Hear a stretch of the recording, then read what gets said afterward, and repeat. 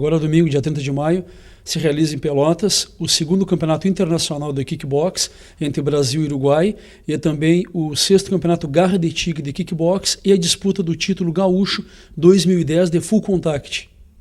Como é que vai acontecer esse campeonato? Que horas? O pessoal que está em casa que quiser acompanhar, como é que vai funcionar? Bom, o evento vai ser realizado no ginásio 1º de maio, que fica na Avenida Fernando Osório, em frente à Praça do Colono, quase a esquina Dom Joaquim.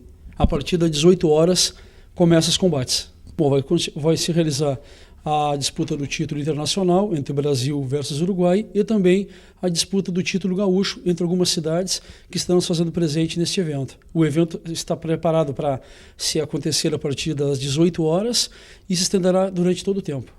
Quais cidades que estarão presentes representando aí? Pelotas, Associação Garra de Tigre de Artes Marciais, a única academia de kickbox de Pelotas.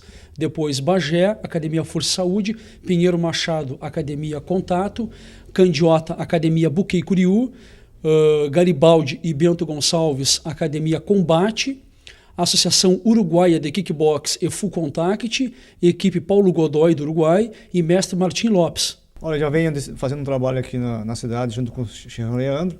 E eu vim ensinar técnicas básicas, né, técnicas avançadas também de kickbox, de karatê de combate e de armas chamado Kobudo, que é o manejo de armas, no qual também para a defesa pessoal e também para a polícia militar.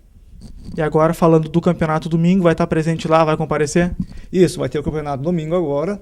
Tá? Na verdade, também eu sou um olheiro, porque na verdade eu promovo torneios também.